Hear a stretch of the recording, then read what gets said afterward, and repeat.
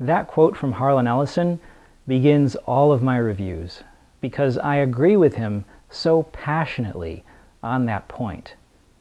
A few authors are more appropriate to supersede such a quote than Frances Hodgson Burnett of Manchester. This woman wrote her books over 100 years ago, and they are just as wonderful and poignant today as they were back then. Too often, language and slang can change so drastically, books become difficult to understand. Read a book that was written in English 100 years ago, and it's pretty easy to follow. But when you go back 200 years, 300 years, 400 years, as language evolves, it starts to get a little harder to decipher. Frances Hodgson Burnett is so eloquent. All of her stories sound like they were written yesterday. Now, as a novelist myself, I can only hope that a century from now, someone is talking about me and how much they continue to love my books as well. The Secret Garden is probably the second most famous of all the books Frances Hodgson Burnett has written. Originally published in 1910, as of 2014, there have been no less than 3 film adaptations of it. One in 1919, starring Lilia Lee. Sadly, this version is apparently lost. One in 1949, starring Margaret O'Brien, and one in 1993, starring Kate Maberly, who incidentally grew up to be one of the most radiant women on earth. Kate, feel free to stalk me anytime you're in Los Angeles. Okay, there have also been 3 television serializations starting in the 1950s, an anime version, and multiple stage plays, including a musical in 1991 and an opera commissioned in 2013. More than 104 years after it was created, The Secret Garden continues to inspire audiences and screenwriters and musicians and readers alike. You know, the word timeless is often overused to laud stories that are too new to warrant such a compliment. In the case of The Secret Garden, the longevity of the story has proven itself, and timeless is quite an appropriate and well-earned description. The book takes place during the birth of the 20th century and follows the story of a young English girl named Mary Lennox, who has just been orphaned in India and is sent to live with her widowed uncle on a vast and lonely estate in the moors of England. That sounds awful, but rest assured, it's a wonderful story. You know, I once watched a 1974 James Day interview with Ray Bradbury, where Mr. Bradbury said that the reason people love to read is for the asides. You know, fictional stories are all about the asides, the most uplifting and insightful and vivid and descriptive moments in books. The parts that resonate the best are the moments when we get into the characters' thoughts, when we see how they're perceiving the world around them. That kind of observational philosophy about life shared in the narrator's descriptions. And Frances Hodgson Burnett is masterful at this craft. She says such beautiful things of such insight and wisdom, and yet she says them very plainly, very simply, in ways that even a child can understand. Hence the reason a book like The Secret Garden is considered such a classic of children's literature. The Secret Garden has single sentences that are so beautifully written. They bring me near to tears because the words alone feel more real and alive than any person has ever made me feel. There was every joy on earth in the secret garden that morning, and in the midst of them came a delight more delightful than all, because it was more wonderful. Intellectually, that sentence doesn't make any sense, but emotionally, the poetry of it shines with a crystalline brilliance.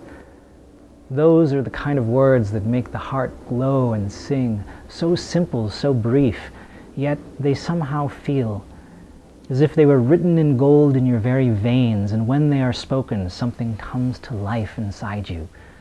Something that has never taken a breath before and was only waiting for your soul to read those words.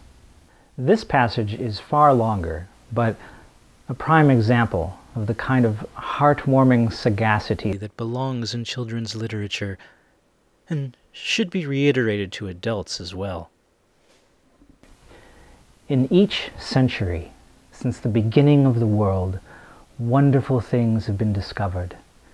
In the last century, more amazing things were found out than in any century before. And in this new century, hundreds of things still more astounding will be brought to light. And at first, people refuse to believe that a strange new thing can be done. Then they begin to hope it can be done. Then they see it can be done. Then it is done, and all the world wonders why it was not done centuries ago. Now, one of the new things people began to find out in the last century was that thoughts, just mere thoughts, are as powerful as electric batteries. As good for one as sunlight is, or as bad for one as poison. To let a sad thought or a bad one get into your mind is as dangerous as letting a scarlet fever germ get into your body. If you let it stay there, after it has got in, you may never get over it as long as you live. So long as Mistress Mary's mind was full of disagreeable thoughts about her dislikes and sour opinions of people, and her determination not to be pleased by or interested in anything, she was a yellow-faced, sickly, bored, and wretched child. Circumstances, however, were very kind to her, though she was not at all aware of it. They began to push her about for her own good, when her mind gradually filled itself with robins and moorland cottages crowded with children, with queer, crabbed old gardeners, and common little Yorkshire housemaids, with springtime, and with secret gardens coming alive day by day, and also with a moor boy and his creatures. There was no room left for the disagreeable thoughts which affected her liver and her digestion and made her yellow and tired. So long as Colin shut himself up in his room and thought only of his fears, weakness, and his detestation of people who looked at him, reflected hourly on humps and early death, he was a hysterical, half-crazed little hypochondriac who knew nothing of the sunshine and the spring, and also did not know he could get well, and he could stand upon his feet if he tried to do it. When the beautiful thoughts began to push out the old hideous ones, life began to come back to him. His blood ran healthily through his veins, and strength poured into him like a flood. His scientific experiment was quite practical and simple, and there was nothing weird about it at all.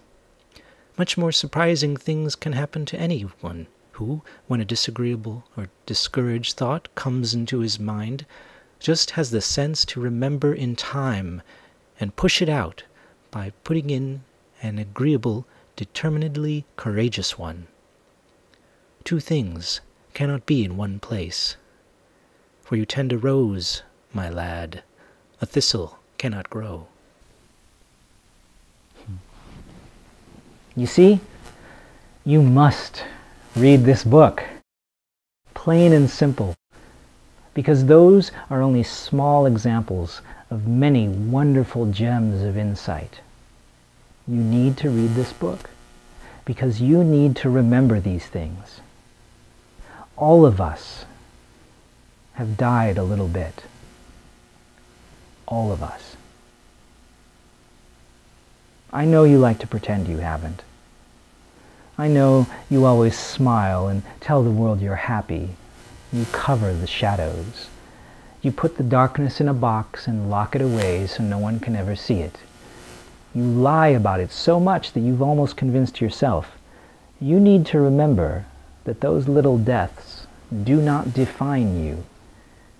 They do not encompass the totality of who you are. There is still light in the world, and as hard as it may be to believe, there is still light in the essence of who you are. Go and read The Secret Garden, and remember that you are still alive. And if there be no grand purpose to that, if there be no fate or destiny behind it, if the universe does not even know you are here, you still possess the power to conjure your own meaning and your own worth. You can still imbue yourself with all the value you desire. All you need to rekindle your dormant garden is a bit of earth, a bit of time, and to tend it with a bit of gentleness. Thank you so much for watching, and until next time, keep speaking English, America.